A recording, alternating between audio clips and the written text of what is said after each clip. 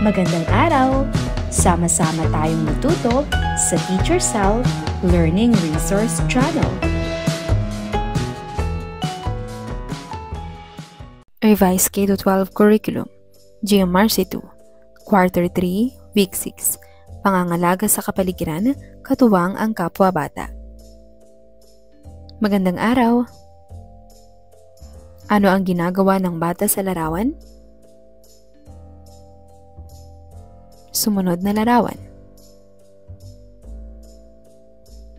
Ikatlong larawan. Sino rito ang nangangalaga sa kapaligiran? Sino ang nagtatapon ng basura sa tamang tapunan? Sino ang hindi makalat sa paaralan at tahanan? Ngayong araw ay pag-uusapan natin at tutukuyin ang mga paraan ng pagiging mapagmalasakit sa pamamagitan ng pangangalaga sa kapaligiran. Sabihin ng tama kung ang litratong nasa pisara ay wastong paraan ng pangangalaga sa kapaligiran, kung hindi naman, sabihin ang mali. Unang larawan. Tama, ang bata ay pinagsasabihan ang batang nagkakalat ng basura. Sumunod na larawan. Mali. Sumunod na larawan. Mali. Sumunod na larawan. Tama. Sumunod na larawan. Tama. Sumunod na larawan. Tama. Basahin ang maikling sanaysay. Kapaligiran, pangalagaan kahit sa simpleng paraan. Ang nanay ni Berto ay may mga pananim sa kanilang bakuran. Isang araw, si Juan, kaibigan ni Berto, ay bumisita sa kanilang tahanan. Sa kanyang galak at pagmamadali, nadapa siya sa mga pananim ng nanay ni Berto. Agad siyang humingi ng tawad. Naatasan si Berto at Juan na ayusin ang nasirang pananim at magtanim ng panibago. Masaya itong ginawa ng magkaibigan. Ano ang ginawa mo sa bahay para mapangalagaan ang kapaligiran? Tinatapon ko ang basura sa tamang basurahan at tinutulungan ko si nanay sa pagwawalis. Paano ka nakakatulong sa pag-aalaga ng mga halaman? Nagdidilig ako ng halaman araw-araw at tumutulong magtanim ng bago. Ano ang ginagawa mo para hindi madumihan ang inyong paligid? Hindi ako nagkakalat at pinupulot ko ang basura kapag may nakita ako. Ano ang ginagawa mo kapag may nasirang halaman o kalat sa bakuran? Tinutulungan ko ang mga kasama ko sa bahay na ayusin ang halaman o linisin ang kalat.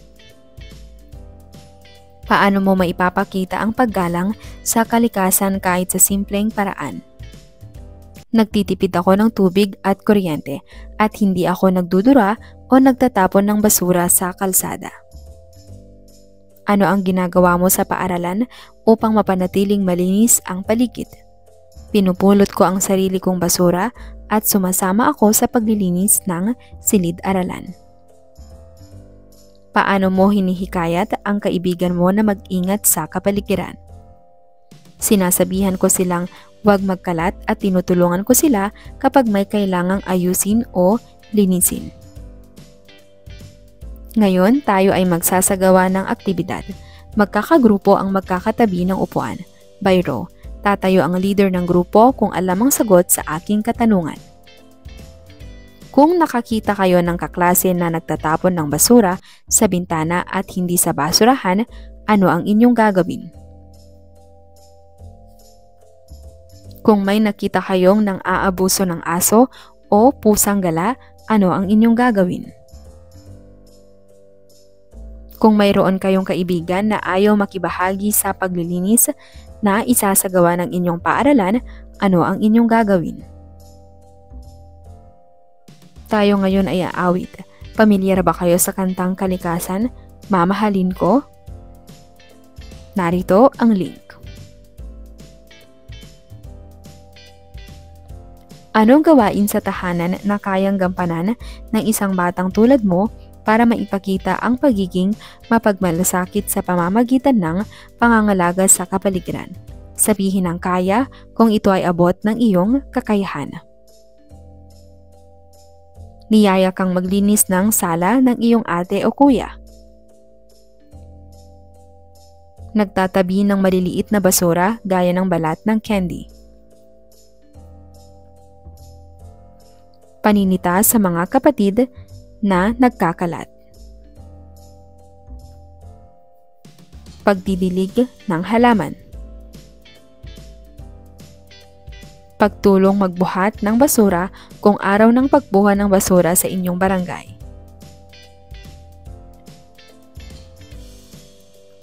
Sa inyong kwaderno, sagutin ang mga tanong. Magbigay ng isang wastong paraan ng pangangalaga sa kalikasan na natutunan mo ngayong araw. Hindi pagkakalat, pagtulong sa paglinis ng classroom, pagdidilig ng halaman, pagtatapon sa tamang basurahan, pangangalaga sa mga aso at pusang gala. Sa inyong kwaderno, magsulat ng isang hindi wastong paraan ng pangangalaga sa kalikasan. Pagkakalat sa pasilyo, pananakit sa aso o pusang gala, pagsira sa mga pananim o halaman. Para sa ikalawang araw. Kung tama ang ginawa sa aking sasabihing sitwasyon, kayo ay pumalakpak. Kung hindi naman ay sabihing mali. Pagbubulsa ng maliit na basura gaya ng balot ng candy.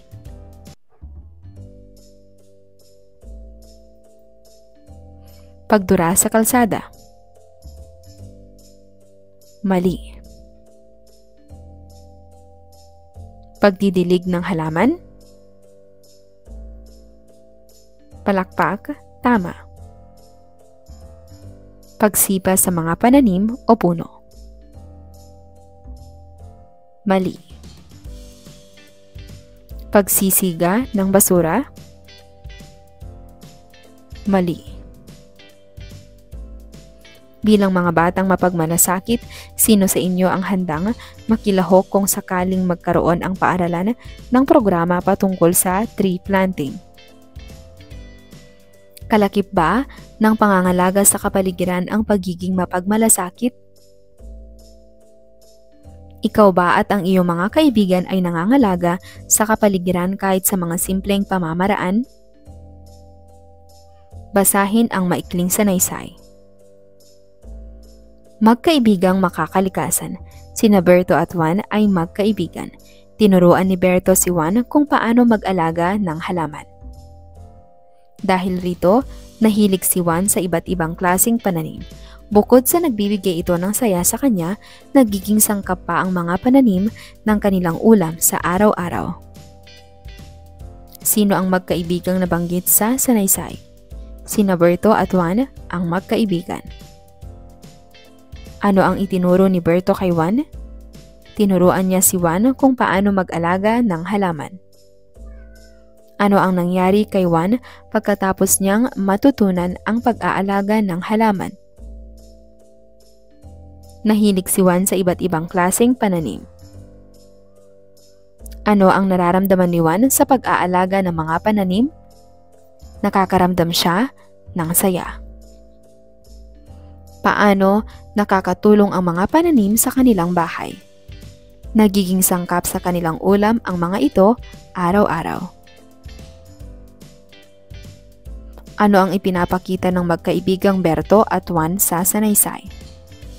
Ipinapakita nila ang pagmamalaki sa kalikasan at pagtutulungan. Ngayon, tayo ay magsasagawa ng aktibidad. Sabihin ninyo ang tama kung nararapat ang sitwasyon na aking ilalahad. Mali naman kung ito ay hindi wasto. Pagbubulsa ng maliliit na basura hanggang sa makakita ng basurahan. Tama. Pagsaway sa kapwa-bata na matigas ang ulo at patuloy na nagkakalat sa pasilyo ng paaralan. Tama. Pagtawa sa kapwa bata na nagre-recycle ng kanyang gamit. Mali. Tayo ngayon ay iindak at aawit. Pamilyar ba kayo sa kantang Alagaan ng Ating Kapaligiran?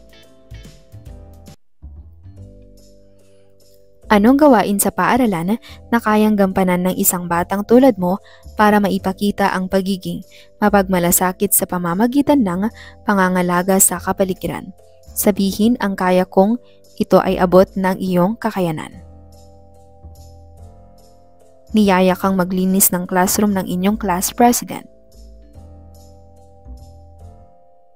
May programa ang paaralan na tree planting at inanyayahan ang inyong klase. Inanyayahang magdala ng mga gamit panlinis sa paaralan para sa general cleaning. Mag-segregate ng basura. Suwayin ang nagkakalat na kapwa-bata. Sa inyong kwaderno, sagutin ng mga tanong. Isulat ang check kung tama ang inilalahad at X naman kung ito ay mali. Si Maria ay marunong mag-recycle. Check. Si Petra ay nagtapon ng plastic sa nabubulok na basurahan. X. Si Jethro ay nanira ng pananim ng kapitbahay. X. Si Peping ay nagsulat sa katawan ng puno gamit ang pako. X. Si Gemma ay nagwalis sa kanilang bakuran. Check. Sa iyong kwaderno, isulat ang iyong gagawin kung mayroon kang kaibigan na mahilig magkalat sa kapaligiran. Halimbawa ng sagot, sasawayin ko ang aking kaibigan bilang kaibigan. Gusto ko siyang matuto kung paano maging mapagmalasakit. Para sa ikatlong araw. Kung tama ang ginawa sa aking sasabihing sitwasyon, kayo ay pumalakpak ng 2 beses. Kung hindi naman ay pumadyak ng 2 beses. Si Glenda ay nagtapon ng buto ng manok sa basurahan para sa nabubulok.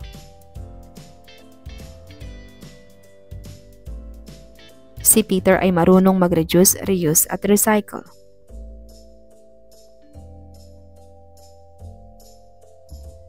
Si Jim ay madalas tumulong magdilig ng kanilang mga pananim.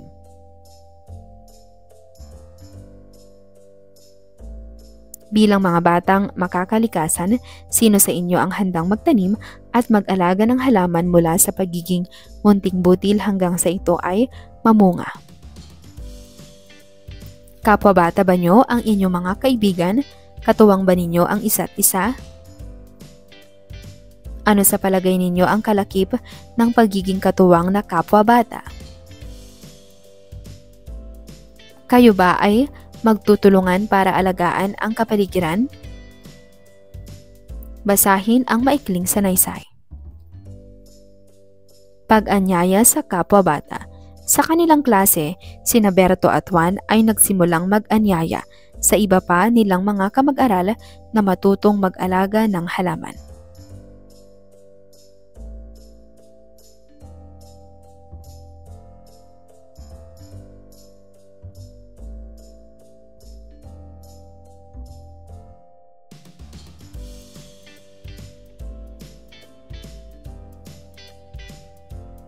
Ano ang ginawa ni Berto at Juan upang makatulong sa kapaligiran? Nag-anyaya sila ng mga kaklase upang matutong mag-alaga ng halaman. Paano mo maihahambing ang ginagawa nila sa ginagawa mo sa inyong tahanan? Katulad nila, tumutulong din akong magtanim at mag-alaga ng halaman sa bahay. May kakilala o nakilala ka bang kaibigan o kamag-aral na natuturing mag-alaga ng halaman dahil sa iyo? Meron po, tinuruan ko ang kaibigan ko kung paano magdilig at magtanim ng maliit na halaman. Sa palagay mo, bakit mahalaga ang pag-anyaya sa iba na mag-alaga ng halaman? Para mas maraming bata ang matutong mag-ingat sa kalikasan at mas dumami ang mga halaman at puno.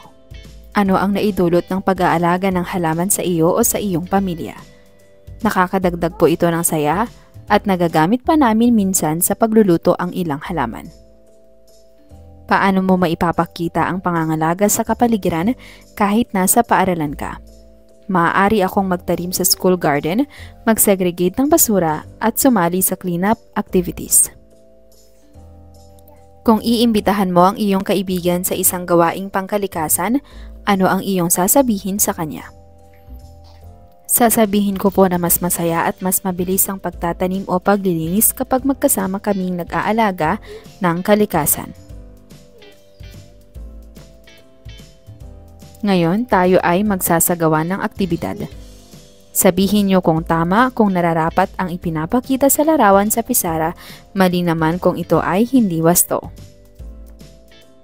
Si Jake ay pumipitas ng bulaklak sa hardin ng paaralan. Mali. Si Jeremy ay umaapak sa lote kahit may nakalagay na "Huwag apakan" o "Do not step on the grass." Mali. Si Jenny ay mapagmahal sa mga hayop. Tama. Ngayon ay mangangako tayo na gagawin ang mga naisulat ninyo. Itaas ninyo ang inyong kanang kamay at sumunod sa sasabihin ko. Ako si Patlang at ako ay nangangako na gagawin ang mga gawaing aking inilista mamaya pag uwi ko sa aming tahanan. Anong gawain sa inyong grupo ng magkakaibigan ang kaya mong gampanan para maipakita ang pagiging mapagmalasakit sa pamamagitan ng pangangalaga sa kapaligiran? Sabihin ang kayang-kaya kung ito ay abot ng iyong kakayanan. Magdala ng baunan para makabawas sa basura. Magdala ng inuman o tumbler para makabawas sa basura. Maging ehemplo ng pag-reduce, reuse at recycle. Magbawas ng panonood sa telebisyon para makabawas sa kuryente. Anyayahan ang mga kapwa-bata na matutong mag-alaga ng halaman sa kanilang tahanan. Sa inyong kwaderno, sagutin ang mga tanong. Isulat ang kahanga-hanga kung tama ang inilalahad at magbago naman kung ito ay mali. Si Roberto ay malungkot dahil natuyo ang kanyang alagang halaman, ngunit hindi siya susuko sa pag-aalaga ng mga pananim para makatulong sa kalikasan. Kahanga-hanga. Si Rebecca ay mahilig sa aso at pusa, kaya para sa kanyang kaarawan ay gusto niyang magpakain ng mga aso at pusang gala sa kalsada nang may patnubay ng kanyang magulang. Kahanga-hanga. Si Lito ay mabilis magalit. Madalas ay ibinubuntong niya ang kanyang galit sa mga halaman. Magbago. Sa iyong kwaderno, isulat ang iyong gagawin kung mayroon kang kaibigan na kahanga-hanga sa pangangalaga sa kapaligiran. Akin siyang tutularan na kagagalak magkaroon ng kaibigan na responsable sa murang edad. Para sa ika-4 na araw. Kung tama ang ginawa sa aking sasabihing sitwasyon, kayo ay gumawa ng hugis puso gamit ang inyong mga kamay. Kung hindi naman ay gumawa kayo ng puso na may biyak gamit ang inyong mga kamay. Si Baron ay nagmungkahi sa kanyang guro na maglagay ng nabubulok at hindi nabubulok na basurahan sa dulo ng kanilang pasilyo. Buong puso. Si Joshua ay tinatamad mag-segregate ng kanyang nabubulok at hindi nabubulok na basura. broken-hearted. Si Diana ay tumutulong magdilig sa hardin ng kanilang paaralan. Buong puso. Nahihikayat ka ba ng inyong kapwa-bata na pangalagaan ang kapaligiran? Sa ano-anong paraan magiging mapagmalasakit ikaw at ang iyong mga kapwa-bata?